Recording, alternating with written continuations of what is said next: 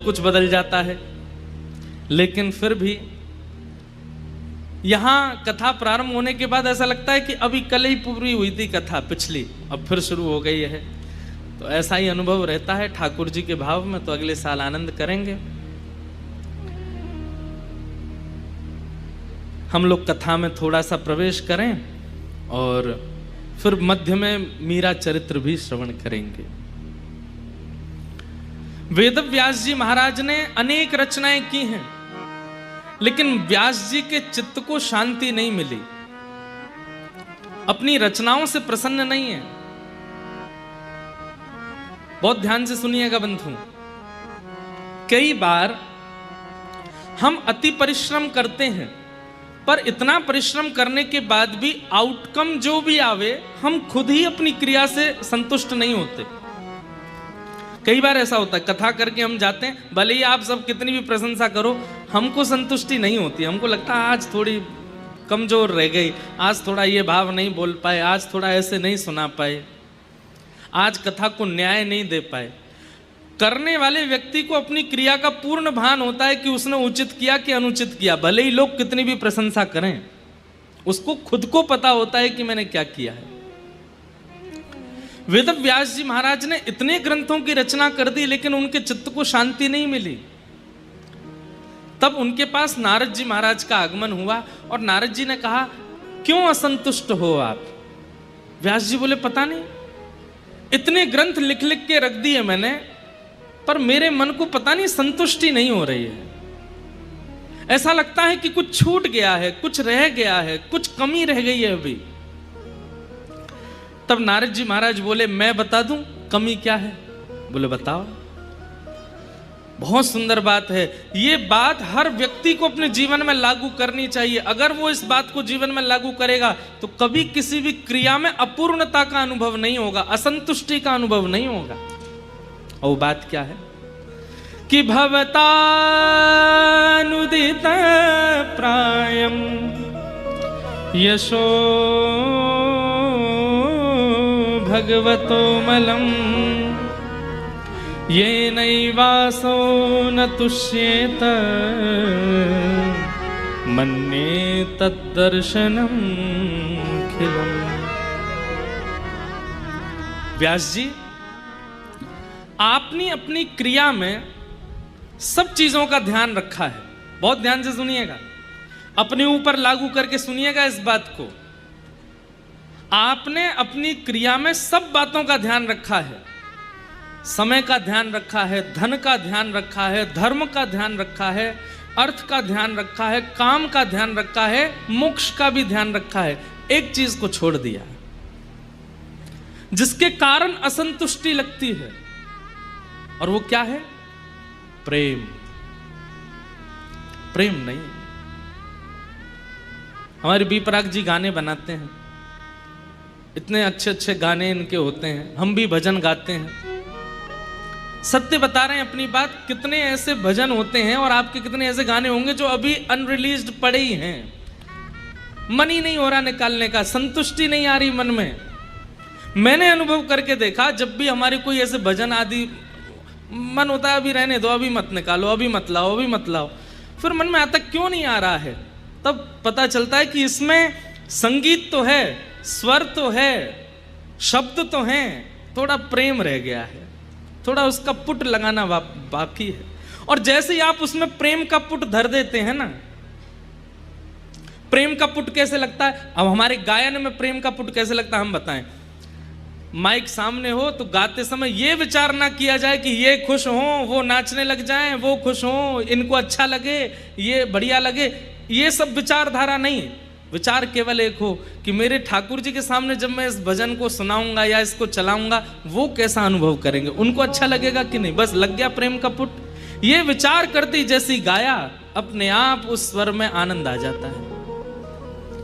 आप जीवन में कोई भी क्रिया कीजिए, आप जॉब करते हैं, बिजनेस करते हैं, गायन करते हैं, व्यापार करते हैं, दुकान चलाते हैं, चिकित्सा करते हैं, राजनीति करते हैं, सब छोड़ करके केवल प्रेम का बिंदु उसमें रखिए। आप अपनी क्रिया से असंतुष्ट हो ही नहीं सकते, और जब आप असंतुष्ट नहीं होगे तो आपकी क्रिया से कोई और असंतुष्ट नहीं हो सकता। ये बात निश्चित है। व्यक्ति बाकी सब विषयों का ध्यान रखता है, प्रेम को किनारे कर देता है, क्योंकि प्रेम में फायदा ज्यादा नहीं होता ना। बहुत ध्यान से सुनिएगा, प्रेम में फायदा ज्यादा नहीं होता, प्रेम में मुनाफा नहीं होता, प्रेम में तो घाटा ही होता है। लेकिन खुद को अच्छा लगता है बस। हाँ, हो सकता है उतने आपके गाने में व्यूज ना आवे, उतना वो पॉपुलर ना होवे, लेकिन आप खुश रहोगे अपने उस भाव से, अपने उस पद से।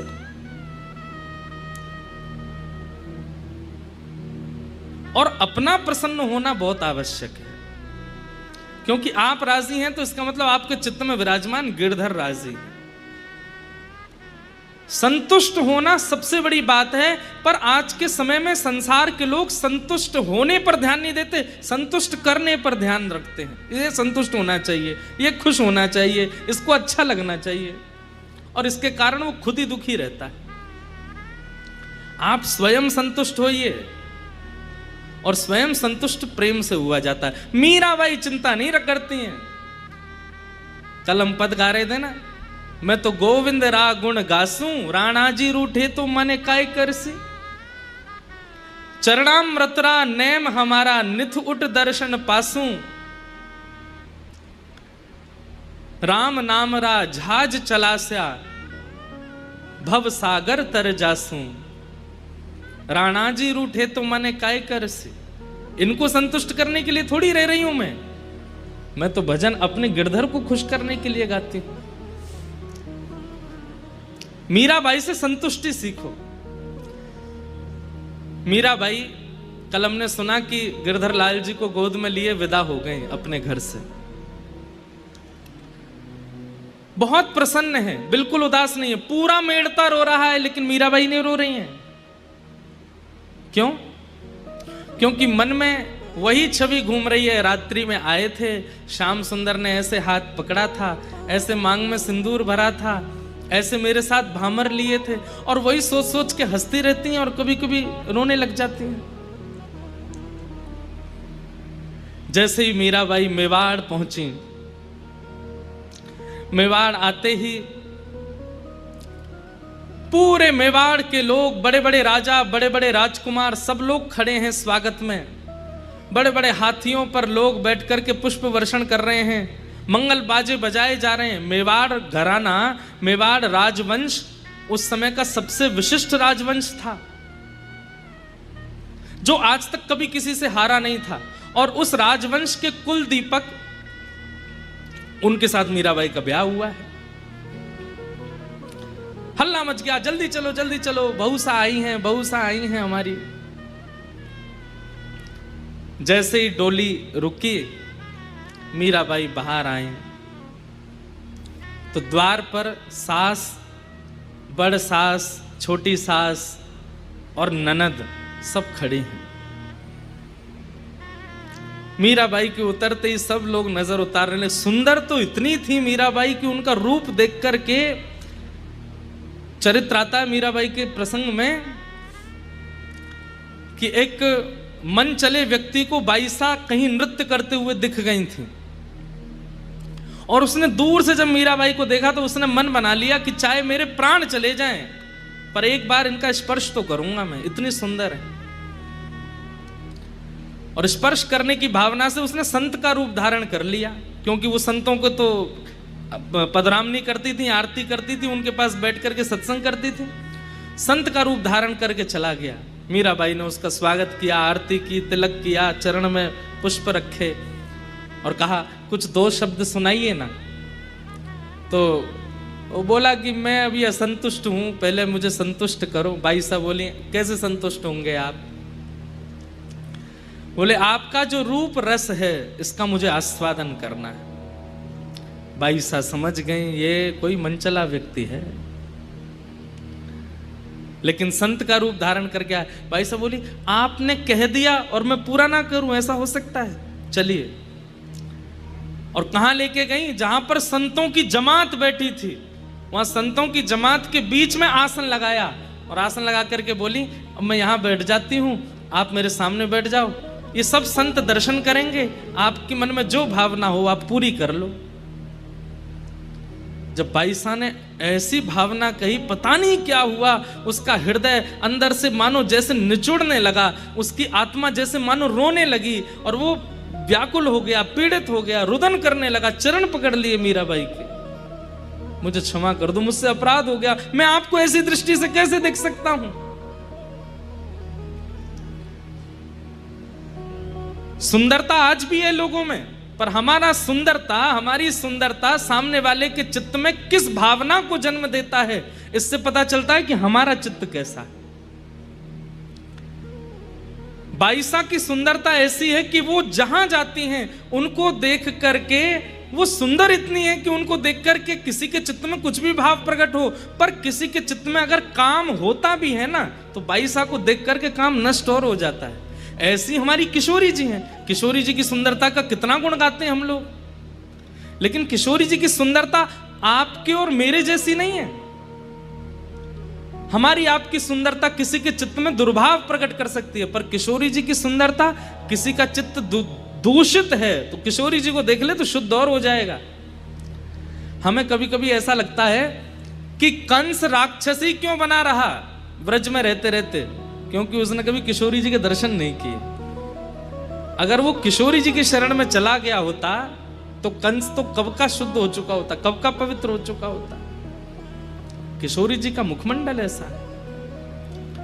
हमारा भजन हमारे गुण में भक्ति को घोल देता है।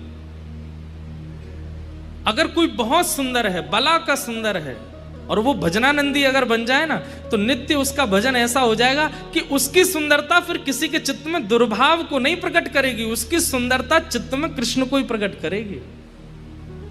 मीराबाई बहुत सुंदर है। बाईसा जैसे ही आई, ननद और सास वो तो बावली हो गई, इतनी सुंदर। अरे मोती लाओ, हीरे लाओ, जवाहरात लाओ, उनसे नजर उतारें अपनी भाभी सा की।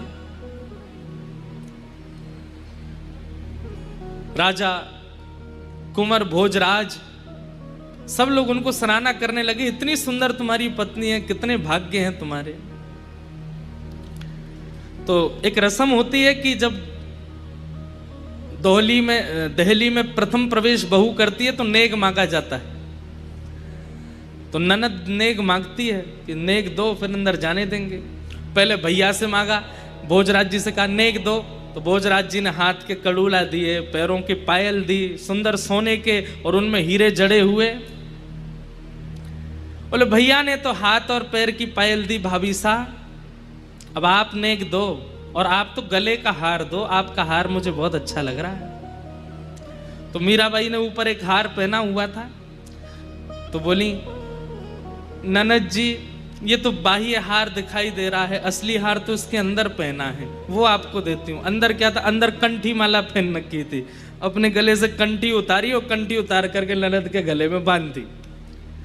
महाराज ननद को तो इतनी अवहेलना लगी अपनी, और बाईसा वहीं खड़े खड़े प्रवचन देने लगी। क्या बोले कि ये जो है ना सोने का, अगर इसको पहन करके आप रखोगी, इस पर चोर की भी दृष्टि जा सकती है, वो चुराने का उसका मन हो जाएगा। और हे ननद जी, कल को जब आपके प्राण निकलेंगे ना, तो ये उतार लिया जाएगा। हाथ के कंगन, पैर के कड़ूला और ये गले के हार सब उतार लिए जाएंगे, लेकिन कंठी को कोई नहीं उतारेगा, इसलिए कंठी पहन के रहो आप। ये तो मरते दम तक संग रहती है और कल्याण और करती है, ठाकुर जी की प्राप्ति कराती है। उतार करके पकड़ के फेंक दी। बोले ये तो पहला दिन है इनके आने का, आप जानती हैं आप कहां आई हैं? ये मेवाड़ है, ये मेड़ता में पहनते होंगे लकड़ियां, मेड़ता में पहनते होंगे कंठी आदि, हमारे यहां कोई नहीं पहनता। ऐसे ऐसे रत्न हैं, अभी तो आप आई हैं, देखिएगा भीतर। अरे नहीं देना तो मना कर दीजिए, ये लकड़ियां मत पहनाइए मेरे गले में।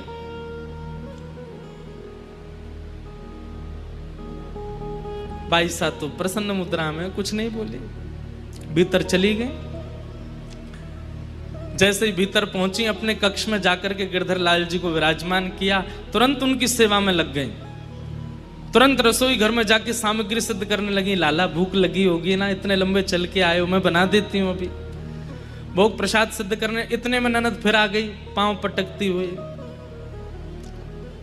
भाभी साहब, हमारे घर में आते ही सबसे पहले देवी पूजन किया जाता है। चलो, मैं अभी गिरधर की सेवा में व्यस्त हूं, मैं नहीं जा पाऊंगी, आप लोग कर लीजिए। अब तो ननद कान पकड़ करके चीखने लगी, राम राम राम राम, ये कैसी भाभी आई हैं हमारे घर, घर आते ही देवी पूजन को नहीं जा रही, हमारी कुल देवी को पूजने नहीं जा रही, मना कर रही हैं। मां से जाके कहा, बोले कि मां, भाभी तो स्पष्ट मना करती है, मैं नहीं आऊंगी, मैं गिरधर की सेवा में हूं। बोले कौन गिरधर? कुंवर भोज राजा गए, बोले वो उनके ठाकुर जी हैं, वो उनकी सेवा करेंगे। बंधुओं देखिए,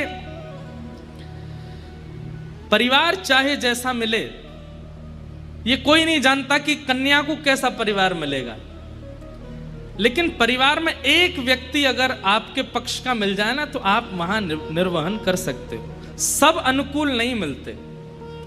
मीराबाई को राजा भोज जो मिले हैं पति रूप में, वो बड़े सामर्थ्य देते हैं मीराबाई को, कभी रोकते नहीं। पीछे बात बिगड़ रही होती है तो वही संभाल लेते हैं। अपनी मां को जाके, बहन को, अरे ऐसे नहीं करो, वो उसके ठाकुर जी हैं, उसने मुझे, हमसे तो बताया नहीं कि कोई सेवा करेगी। बोले मुझे बताया था ना, सबको बताना आवश्यक है, मुझे बताया था, उसको सेवा करने दो।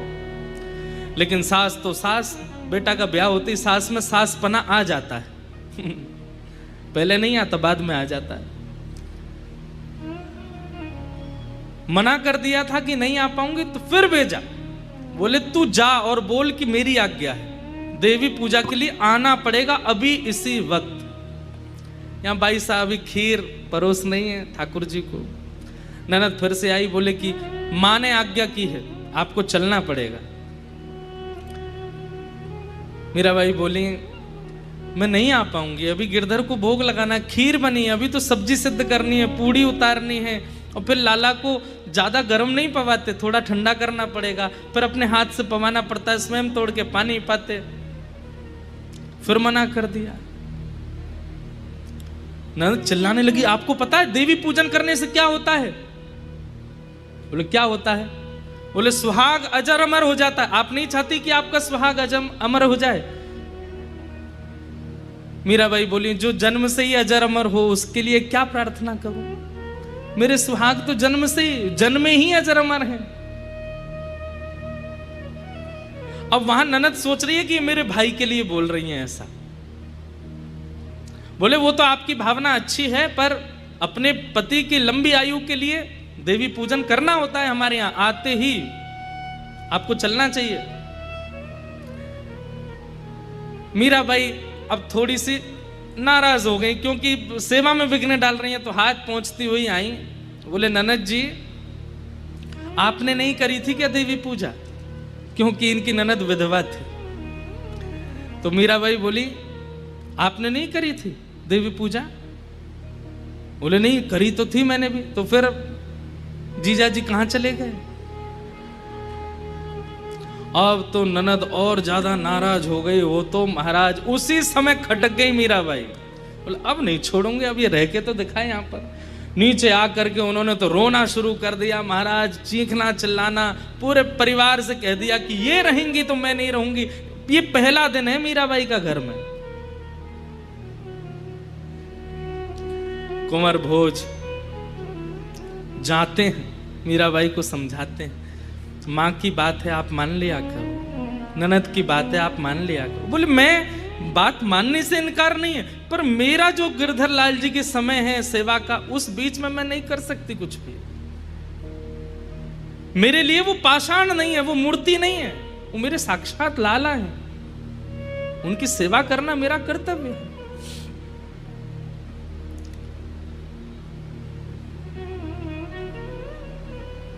पैसा रहती है,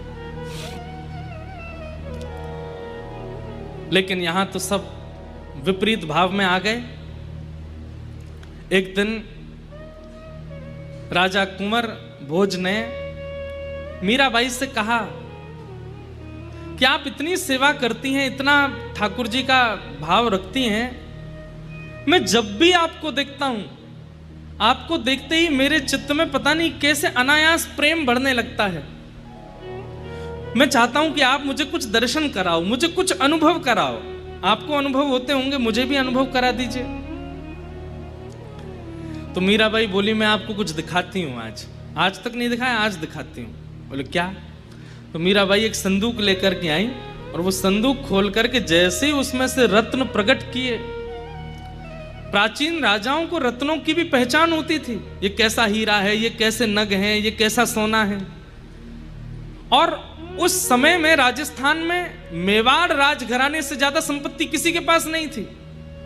एक प्रकार से मीराबाई का जो विवाह हुआ ना, वो इसलिए भी हुआ था क्योंकि मेड़ता पर इतनी शक्ति नहीं थी और उस समय आक्रांताओं का आक्रमण हो रहा था। तो मीराबाई का विवाह मेवाड़ में हो जाएगा तो उससे हम लोगों को सुरक्षा मिल जाएगी। तो एक प्रकार से कहीं ना कहीं मेवाड़ के लोगों में मन में यह आता था कि हमने तो मेड़ता के ऊपर कृपा की है मीराबाई को लेकर के। आज मीराबाई ने एक संदूक खोली और उस संदूक में से जैसे ही रत्न आभूषण सब बाहर निकाल के रखे, उन रत्नों को देख करके राजा भोज के आंखें खुली रह गई। ये कैसे रत्न है, ये कैसा हीरा है, ये कैसे स्वर्ण, ये ऐसे मैंने पहले कभी नहीं देखे। और जहां तक मैं जानता हूं सबसे ज्यादा संपत्ति हमारे घराने में, और हमारे घर में भी ऐसी संपत्ति नहीं है। ये एक हीरा, एक नग भी यदि विक्रय किया जाए तो हमारी पूरी संपत्ति के समान होगा। कहां से मिले आपको? भाई साहब बोली, जिस दिन आप बारात लेके आए थे ना, उसी रात्रि में द्वारिकाधीश बारात लेकर के आए थे और तब मेरी सासू मां देवकी मैया ने ये मुझे पहनाए थे। मीराबाई बोलती हैं और सब लोगों को वो स्वप्न जैसा लगता है। वो देवकी मैया को सास ही बोलती हैं, यशोदा मैया को बड़ सास ही बोलती हैं। बोले मेरी सासू मां देवकी जी ने मुझे पहनाए थे। गले में ये हार पहनाया था, हाथ में ये कंगन पहनाया था, पैर में ये पाजेब पहनाई थी, और ये जो कौंधनी है ना, ये तो द्वारिकाधीश ने ही पहनाई थी। आज राजा भोज के मन में किंचित जो अविश्वास जैसा था, उनको लगता था शायद इनका थोड़ा दिमागी स्तर ही ऐसा ही है, इसलिए ऐसे बोलती रहती है। लेकिन आज उन नगों को देख करके, उन आभूषणों को देख करके राजा भोज के मन में भी आया कि ये सामान्य नहीं है, ये संसार की रचना तो नहीं है जो ये दिखा रही है।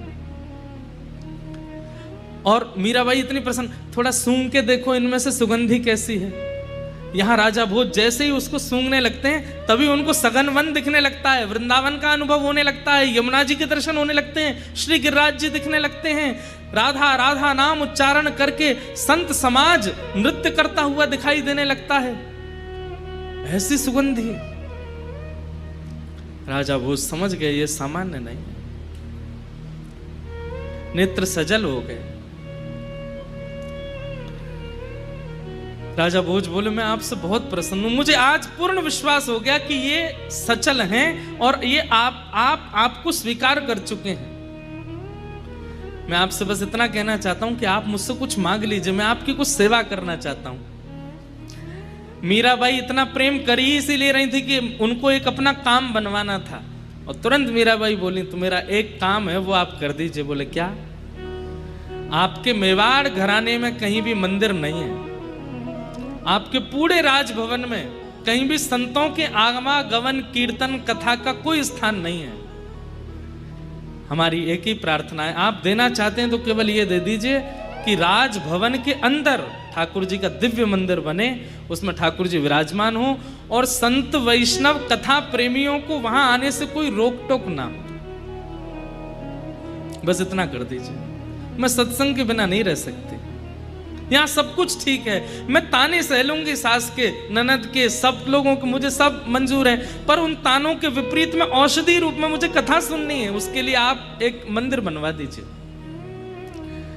कुंवर भोज बोले देवी ये तो आप ऐसा कह रही हो कि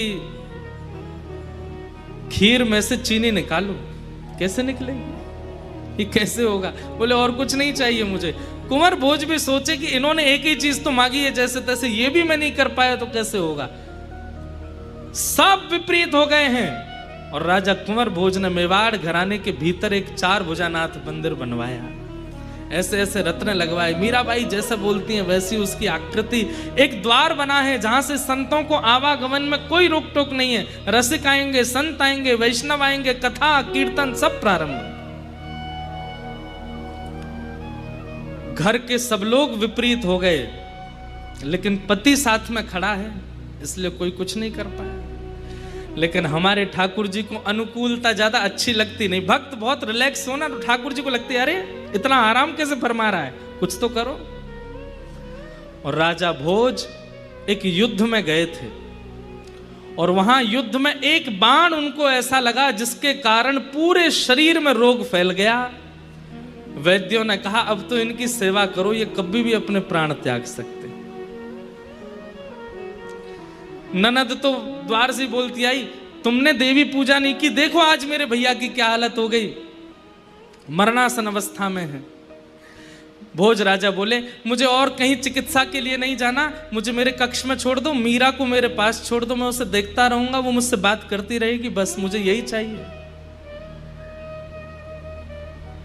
मीराबाई लाल जी की सेवा करती हैं, चरणामृत पिलाती हैं, भोग लगाती हैं, भोग पवाती हैं। आसन पर बस लेटे हैं भोज राजा।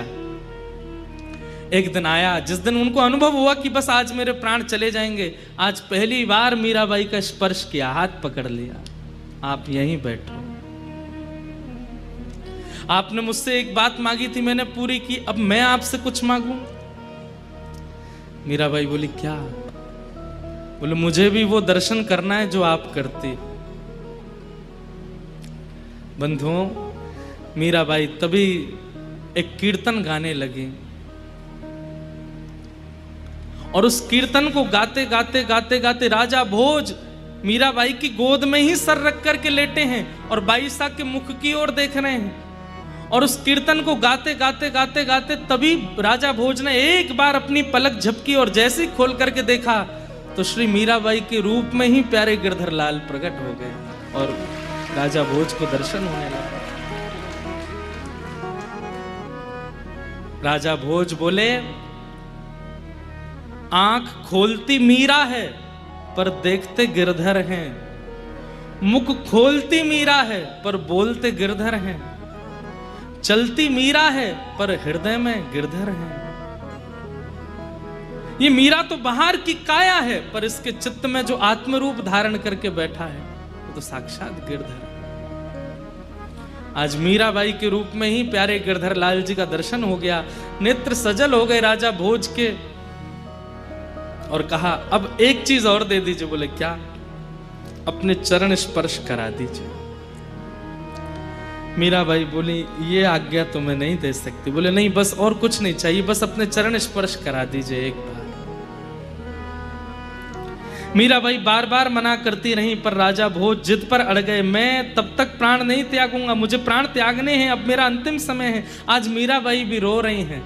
बोले कि आप मेरे परम मित्र हैं, आप मेरे परम सखा हैं, इस प्रकार आप मत जाइए। बोले बस अपना चरण स्पर्श करा दीजिए। बाईसा तो मना करती नहीं पर राजा भोज ने जैसे ही बाईसा के चरण स्पर्श किए और स्पर्श करके माथे से अपना हाथ लगाया, उसी क्षण राजा भोज उनके प्राण निकल गए। हाहाकार मच गया मेवाड़ में। हमारे युवराज चले गए, दौड़ करके जाके देखा तो एक और बात थी। आज वैसे तो मीराबाई कभी श्रृंगार करती नहीं थी, जोगन भेष में रहती थी। आज उन्होंने पता नहीं ठाकुर जी का कोई उत्सव करने के लिए 16 श्रृंगार और कर रखे हैं। सर से नख तक पूरे श्रृंगार में है आज मीराबाई। और उनकी गोद में राजा भोज मरणासन है, मृत्यु सैया पर है, मर चुके हैं। और इस दृश्य को देख करके तो और आग बबूला हो गए घर के लोग।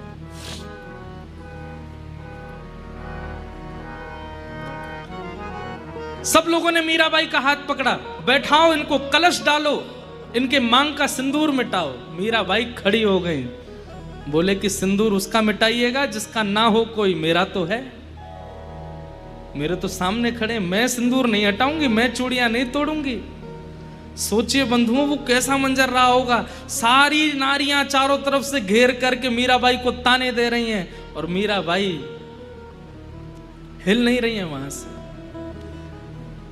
ननद आगे कहती, मेरे भाई को खा गई आप, मेरे भाई के प्राण ले लिया आपने, हमारे पूरे मेवाड़ को अनाथ कर दिया आपने, और आज जो रस्में हैं जो वो तो आज तक करी नहीं, और आज जो एक बिना पति के पत्नी का जो धर्म होता है वो भी नहीं निभा रही हो आप। मतलब मृत्यु के बाद भी मेरे भैया को चैन से नहीं रहने दोगी।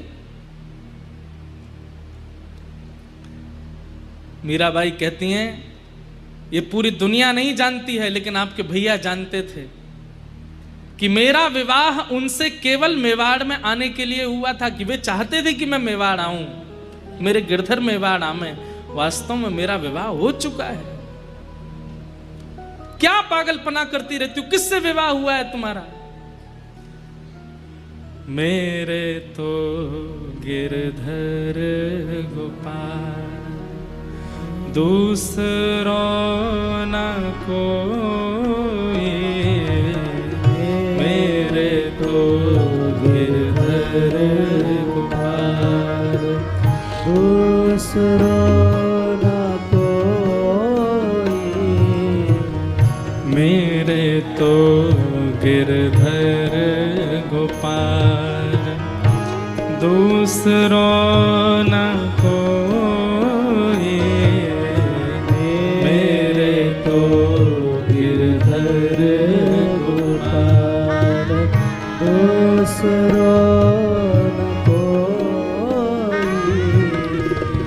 जाके सिर मोर मुकुट मेरो पति सोए, जाके सिर मोर मुकुट मेरो पति सोए, तात मात भ्रात बंधु, तात मात भ्रात बंधु, तात मात भ्रात बंधु, तात मात भ्रात बंधु, अपनो नहीं कोई, मेरे तो गिरधर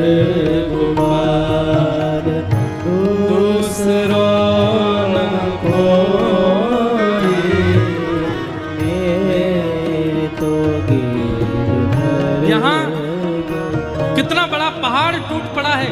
एक तरफ राजा कुंवर भोज की अर्थी जा रही है, और दूसरी तरफ मीराबाई गिरधर लाल को कस के पकड़ के खड़ी हैं, और ना जाने कितनी नारियां वहां पर उनको खींच रही हैं, उनके हाथ के चूड़ियां तोड़ने के लिए, मांग का सिंदूर मिटाने के लिए। और वे गा रही हैं कि मेरे यही हैं और कोई नहीं है, जब ये हैं तो फिर मैं सिंदूर क्यों हटाऊं।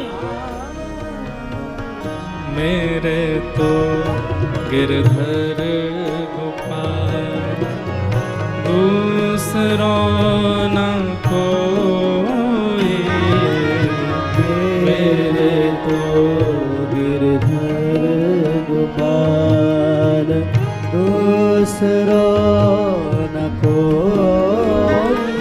मीराबाई कहती हैं, आप चाहती हैं ना कि मैं श्रृंगार में ना रहूं, मुझे जैसे रहना चाहिए आप लोगों के अनुसार, आप चाहती हैं मैं वैसा वेश धारण कर लूं, आप चले जाइए, मैं अपने आप कुछ ना कुछ धारण कर लूंगी, नहीं लगेगा श्रृंगार मेरे मुख पर। और चूनर के किए टूक ओढ़ली नीलो, चूनर के किए ओढ़ली नीलो, चूनर के किए टूक ओढ़ली नीलो,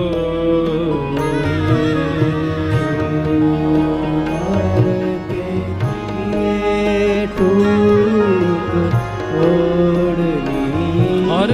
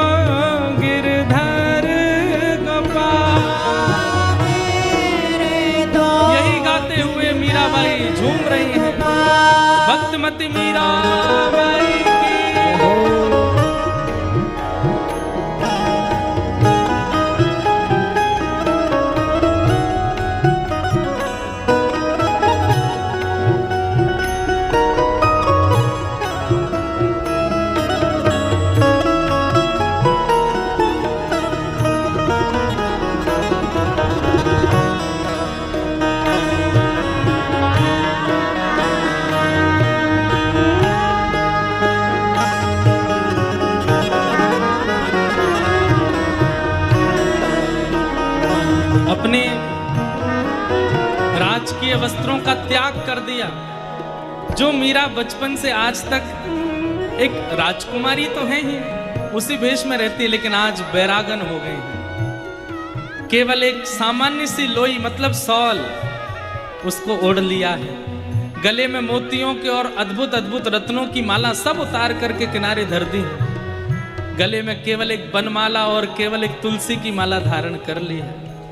हाथ में करताल उठा ली है और आ गई है सबके सामने। बोले अब आप राजी हैं? मैं ऐसे ही रहूं? आप यही चाहते थे ना? अब मेरे रूप को देख लीजिए, अब चिंतित मत होइए। तुरंत गई हैं चार भुजानाथ जी का जो मंदिर बना है और वहां जाकर के संतों के मध्य दोनों भुजा उठा करके नृत्य करने लगी मीरा। भगत देख राजी होई, जगत देख रोई। भगत देख राजी होई, जगत देख रोई। हे दासी मीरा लाल गिरधर, दासी मीरा लाल गिरधर, दासी मीरा लाल गिरधर, दासी मीरा लाल गिरधर। तारो अब मोहे मेरे तो गिरधर गोपाल, दूसरो न कोई मेरे तो गिरधर गोपाल। हे दासी मीरा लाल गिरधर, दासी मीरा लाल गिरधर, हे दासी मीरा लाल गिरधर, दासी मीरा